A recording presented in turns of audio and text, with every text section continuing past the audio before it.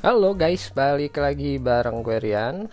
Ya, seperti yang kalian lihat, di depan gue ini sudah ada beberapa parts baru yang bakalan gue pasang di headnya si Vivi. Untuk kalian yang lihat di postingan YouTube dan story IG, pastinya ya tahu lah ya kenapa si Vivi ganti parts di bagian head lagi. Padahal baru juga sekitar 2 bulan, 2 minggu ya, lupa lagi guys. Pokoknya segituan lah. Tiba-tiba mesin CVV ambrol ya guys di bagian head. Nah di sebelah kanan ini ada beberapa parts yang rusak ya guys.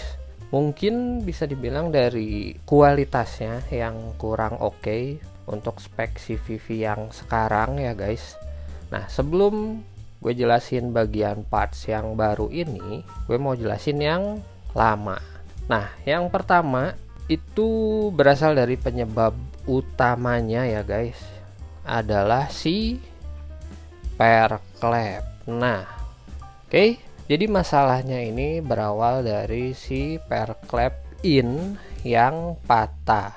Jujur gue baru kali ini ya guys ngalamin patah pair clamp seperti ini, karena untuk yang sebelumnya bukan jarang ya, bahkan tidak pernah terjadi patah pair clamp.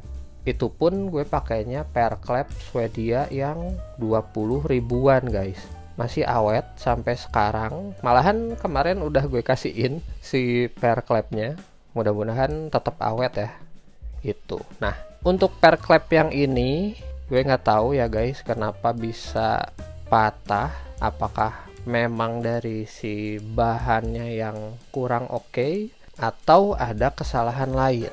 Dan anehnya yang patah cuman yang in guys. Untuk pair clamp yang X itu masih aman gitu. Untuk patahannya seperti ini ya.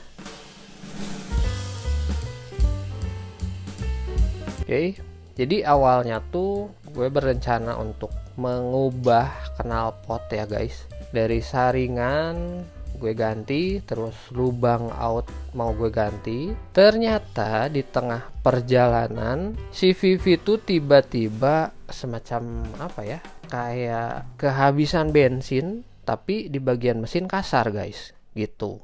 Nah setelah itu gue cek di bagian knalpot, takutnya goyang atau gimana, masih aman. Terus di bagian pinggir-pinggir pun aman ya guys. Nah setelah gue cek semuanya, gue coba starter lagi, ternyata ngelos. Nah videonya kayak gini ya guys.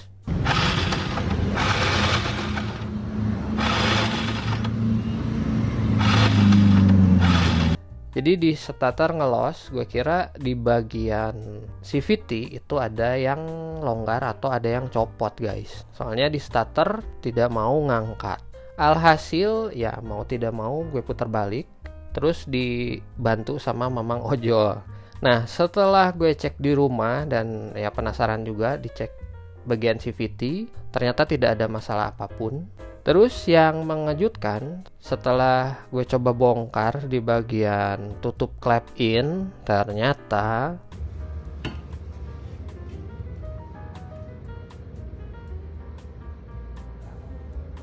yap, si pair clampnya patah. Ya sebenarnya agak gimana ya, di sisi lain agak sedih karena udah ada rencana mau touring sama teman-teman ya guys. Di sisi lain pun merasa bersyukur. Kenapa? Karena kejadiannya masih di dekat rumah ya guys. Kebayang kalau misalkan kejadiannya lagi touring jauh atau lagi speedingan, wah udah pasti lebih parah dibandingkan yang ini. Intinya ya masih bersyukur lah ya. Oke, lanjut. Yang kedua itu si gear centric. Nah awalnya gue cek setelah dibuka ya, si headnya ada sedikit patahan segini. Gue kira itu tuh dari patahan si pelatuk klep guys, soalnya dari tekstur pun mirip-mirip. Tapi setelah gue cek ternyata bukan, dan gue nggak ngira kalau si cantelan gear centricnya yang patah di bagian sini ya guys. Itu yang kedua. Terus yang ketiga, di bagian noken as. Nah, di bagian noken as ada sedikit bocel bagian pinggirnya ya. Mudah-mudahan sih nggak terjadi masalah apapun ya pada saat dipasang guys. Terus di bagian sini ada sedikit goresan, tapi nggak terlalu parah juga. Paling agak diamplas dikit kali ya, biar nggak terlalu kasar. Terus yang terakhir, sebentar, gue bawa dulu ya. Nah, ini dia. Yaps, betul. Jadi si klepnya bengkok ya guys. Nah, kelihatan bengkok ya. Dua-duanya bengkok.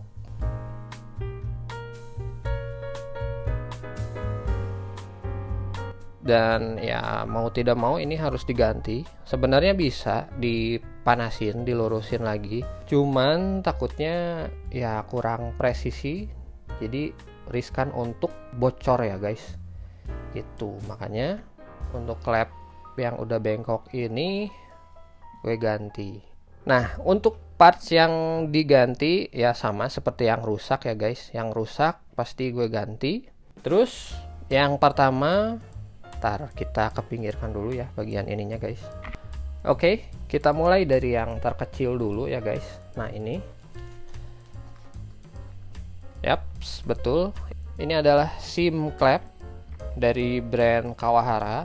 Kenapa gue cuman satu belinya? Ya karena SIM klep yang innya itu nggak tahu kemana ya guys, menghilang. Udah gue cari di bagian head, tetap tidak ketemu.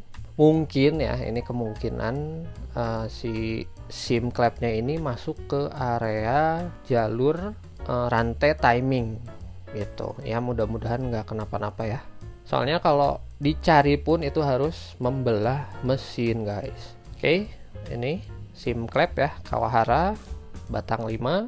Terus yang selanjutnya kuku klep. Nah, untuk kuku klep pun entah kemana, hilang ya guys. Sama, setelah gue cari nggak ada. Aneh juga ya, mudah-mudahan sih terbuang ke bagian lubang X ya guys. Jadi kemungkinan untuk masuk ke bagian dalam mesinnya lebih kecil gitu. Untuk kuku klep gue beli sepasang ya. Ini harganya berapa ya? 13.000 kalau nggak salah. Ini gue beli 2, jadi 26.000. Nah, untuk si SIM klep itu harganya 35.000 ya guys untuk satu piece-nya. Oke. Lanjut ke bagian ini. Nah, ini ada gear centric. Karena tadi si gear centricnya patah, si cantelannya, mau tidak mau gue harus beli yang baru gitu. Terus kenapa nggak beli yang gear centric adjustable bang? Bukan yang nggak mau ya guys, mengingat gue sangat butuh segera si part ini. Jadi yang terdekat itu ya ini yang jual gear centric original guys. Kebetulan si bengkelnya ada di dekat rumah. Jadi ya untuk sementara gue order yang original. Ini original Thailand ya. Untuk harga ini 31.000. Oke, dan ini kayaknya stok lama guys. Dilihat dari bungkusnya sudah lumayan agak lecek ya. Tapi nggak apa-apa. Yang penting barangnya ori. Oke, sip. Nah, lanjut ke bagian per. Nah, untuk per ini gue agak bingung ya guys, karena di TikTok pun banyak yang menyarankan bang pakai per klep ori Smash, per klep ori Shogun, terus apalagi ya, pokoknya parts yang ori Suzuki lah guys gitu. Tapi setelah gue tanya, emang ini kuat dengan lift 8,5, dan mereka jawab maksimal liftnya tuh di sekitar 8, itu udah paling maksimal guys gitu. Makanya gue agak ragu. Terus banyak yang nyaranin juga antara Koizumi dan MTN. Tapi setelah gue cek, gue cari-cari, ternyata kebanyakan menyarankan untuk pakai per klep MTN Japan. Dan secara harga pun ini mirip-mirip ya guys. Untuk Koizumi sekitar 130 sekian, Dan yang MTN pun hampir 140, jadi mirip-mirip. Nah, untuk serinya atau tipenya gue pilih yang ini ya, MTN VL002. Ini yang ukuran 34 mm. Untuk Mio, untuk Beat bisa. Nah, di belakangnya seperti ini ada penjelasannya ya guys. Nih, kalian baca sendiri saja. Oke. Sebenarnya untuk pemasangan pair clamp ini disarankan untuk dites dulu ya guys. Misalkan si top noken asnya udah maksimal, terus kalian cek apakah ada jarak main, jangan sampai si space-nya nggak ada. Itu salah satu yang mengakibatkan si pair clamp patah. Nanti pada saat pemasangan pun gue bakalan cek apakah ada space atau tidak. Ini katanya recommended untuk lift tinggi, bahkan ini kuat sampai lift 10 guys. Wih, mantap ya. Oke, kita buka ya.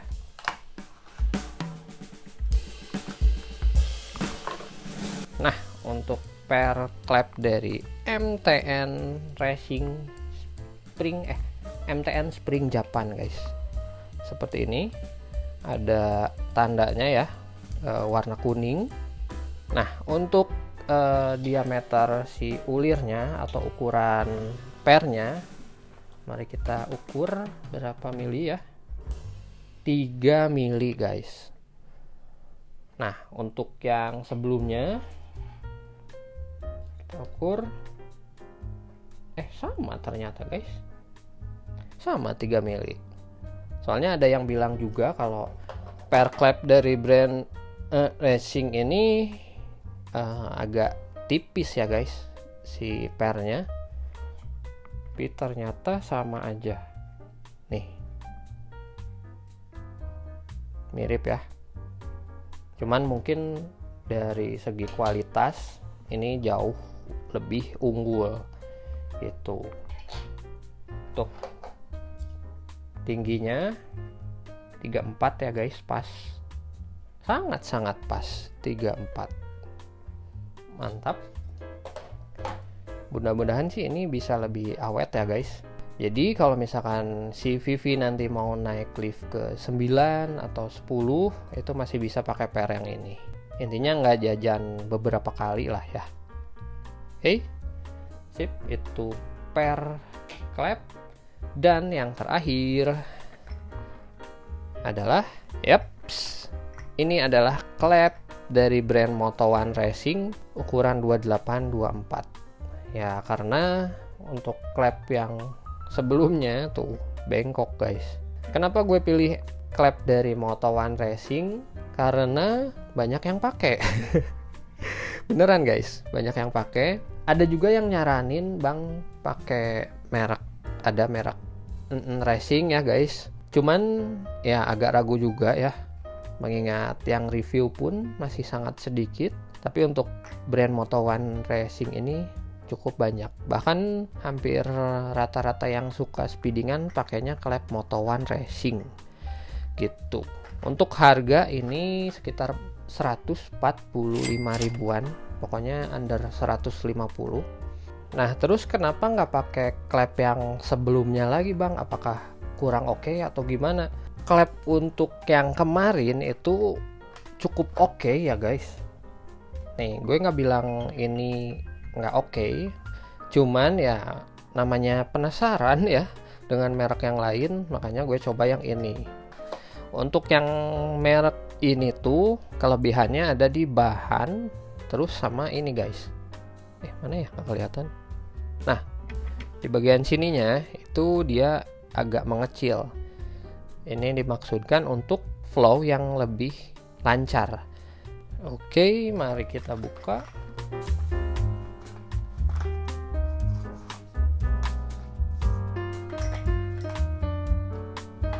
Nah, jadi ini dia clamp ukuran 28-24 batang 5 dari brand Moto1 Racing. Untuk panjang seperti biasa, ini masih bawaan ya, atau masih panjang, ini belum dipotong. Nanti setelah ini bakalan gue potong ke tukang bubut seperti ini. Untuk bagian payung klepnya kita bandingin ya guys.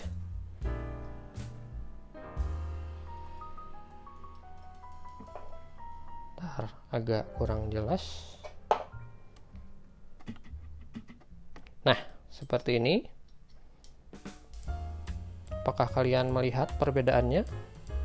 Dan di klep si Moto One ini ada seperti kode ya guys, kode CNC.